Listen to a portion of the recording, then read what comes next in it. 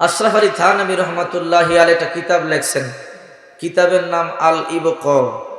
এই কিতাবের মধ্যে এসেছে একবার জিবরাইল বলে, আল্লাহ আমি জান্নাত দেখব।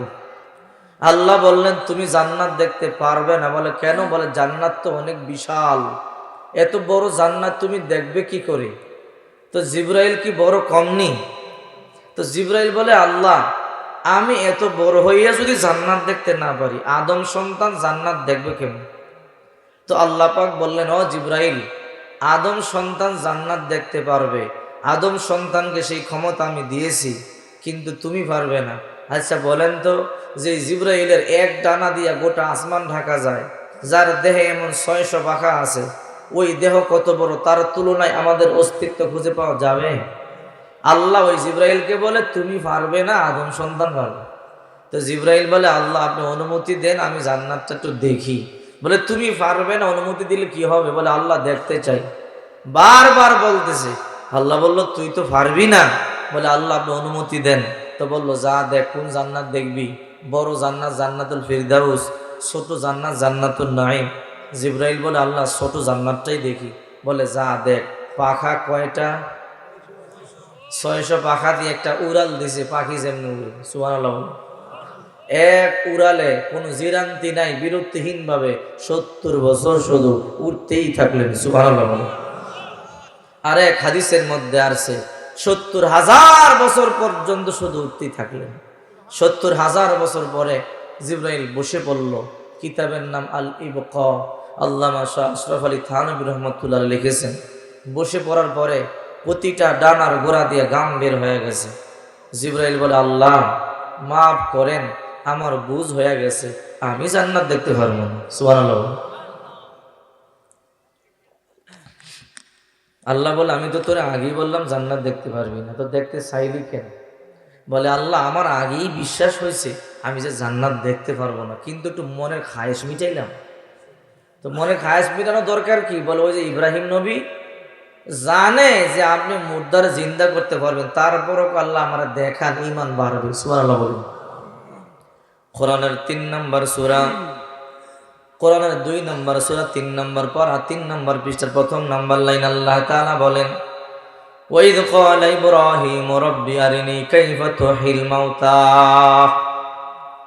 ইব্রাহিম নবী আল্লাহকে বলে, ও রব আমাকে দেখাও মুর্দারে কেমনে জিন্দা করো। আল্লাহ তাআলা বলে, ক্বালা ওয়ালাম তুমিন, ও ইব্রাহিম তুমি কি বিশ্বাস করো না? ইব্রাহিম পয়গম্বর বলে, ক্বালা বালাহা বিশ্বাস করি। আল্লাহ তাআলা বলে, বিশ্বাস করলে আমার দেখবার দরকার কি? ইব্রাহিম পয়গম্বর বলে, ওয়ালাকিন লিয়াতমাইন্না কলবি, দেখলে অন্তরে বিশ্বাস আরো বাড়বে, প্রশান্তি লাভ হবে। আল্লাহ বলে, ও ইব্রাহিম তাহলে যাও যাও, যদি দেখতেই মনে চায় ক্বালা ফাহুজ আরবাতাম মিনাত তৈর, 4টা পাখি ধরো। 4টা পাখি ধরি এমন ভাবে লালন পালন করবা, এমন ভাবে পোষ মানাইবা যেন ডাকলেই তোমার কাছে চলে আসে। তাফসীর এসেছে 4টা পাখি ধরলেন, একটা কাক, একটা কবুতর, একটা মোরগ, একটা ময়ূর। এই 4টা পাখি ধরিয়ে এমন ভাবে পাললেন, ইব্রাহিম পয়গম্বর ডাক দিলে দৌড়াইয়া চলে আসে। ইব্রাহিম পয়গম্বর বলে, আল্লাহ এমন ভাবে পাললাম, এখন ডাক দিলেই দৌড়াইয়া আমার কাছে চলে আস। আল্লাহ তাআলা বলে, রে ইব্রাহিম 4টা পাখি জবাই দিয়ে দাও। ইব্রাহিম পয়গম্বর জবাই দিলেন।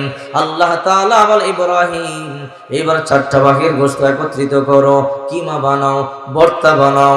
মা বোনেরা পাটার মধ্যে যেমন মরিচ বাটে, রসুন বাটে, এইরকম করিয়া কিমা বানাইলো। 4টা পাখির গোশত একত্রিত করিয়া ফেললো। এবার আল্লাহ তাআলা বলে, রে ইব্রাহিম কোনটা কাকের গোশত আলাদা করো, কোনটা ময়ূরের গোশত আলাদা করো, কোনটা মোরগের গোশত আলাদা করো। ইব্রাহিম পয়গম্বর বলে, আল্লাহ আমি পারবো না, দুনিয়ার কারো দ্বারা সম্ভব নয়। আল্লাহ বলে, তাই নাকি? বলে হ্যাঁ। যারা ইব্রাহিম যা, বড় বড় 4টা পাহাড়ের চূড়ার মধ্যে 4টা ভাগ করিয়া গোশতগুলো রাখিয়া চলে আসো। ইব্রাহিম পয়গম্বর বড় বড় 4টা পাহাড়ের চূড়ার মধ্যে গোশতগুলোকে বন্টন করে রাখিয়া চলে আসলেন। দূরে যাওয়ার পর আল্লাহ তাআলা বলে, রে ইব্রাহিম এবার নাম ধরিয়া ধরিয়া ডাক দাও। নাম ধরিয়া ডাক দিতে দেরি হবে, আমি আল্লাহ তাআলা আবার আগের মতো পাখি বানাইয়া দৌড়াইয়া তোমার কাছে ফিরাইয়া দিতে বিন্দু পরিমাণ দেরি করব না। قادر قدرت داری برکمال انت ربی انت حسبی جل جلال تو ہی قادر جلیل اللہ جہادار بہر حالے تو ہی میرا نگہدار এবার জিবরাইল বলে আল্লাহ ইব্রাহিম নবী জানে আপনি মুর্দাকে জিন্দা করতে পারবেন তারপরও দেখতে চাইলো ও আল্লাহ ঈমান বৃদ্ধির জন্য বিশ্বাস আরো বাড়ার জন্য আল্লাহ আমিও শুধু ঈমান বৃদ্ধির জন্য ঈমান বাড়ার জন্য প্রশান্তি অন্তরে লাভের জন্য আমিও চেষ্টা করলাম ৭০,০০০ বছর ও মালিক ও রব আপনি দয়া করে বলেন এই যে ৭০,০০০ বছর পর্যন্ত চললাম আপনার ছোট জান্নাতে আমি ৬০০ পাখা দিয়া বিরতিহীনভাবে ৭০,০০০ বছর পর্যন্ত দৌড়াইলাম আল্লাহ আমার জানতে ইচ্ছা হয় এই ৭০,০০০ বছরে আপনার ছোট জান্নাত জান্নাতুন নাঈমের কতটুকু আসলাম আর কতটুকু বাকি আছে আল্লাহ তাআলা বলেন জিবরাইল তুমি ৭০,০০০ বছরে ৬০০ পাখা দিয়া বিরতিহীনভাবে উড়ে উড়ে আমার ছোট জান্নাত জান্নাতুন নাঈমের মাত্র ২ নাম্বার পিলারটা এসেছো lakh crore crore million trillion trillion অগণিত পিলার সামনে বাকি রয়ে গেছে মাত্র ২ নাম্বার পিলারে আসছে আর সব সামনে বাকি রয়ে গেছে সুবহানাল্লাহ বলেন চিন্তা করে দেখেন জিবরাইল কত বড় জান্নাত কত বড় আল্লাহ কত বড় ওই জিবরাইল যখন আপনি জান্নাতে যাবেন আপনি ছোট হতে পারেন দুর্বল হতে পারেন জান্নাতের গেইটে দাঁড়াইয়া বলবে আসসালামু আলাইকুম ওয়া রাহমাতুল্লাহ দৈনিক কয়জন মানুষকে সালাম দিন জোরে বলেন পারবেন কি পারবেন না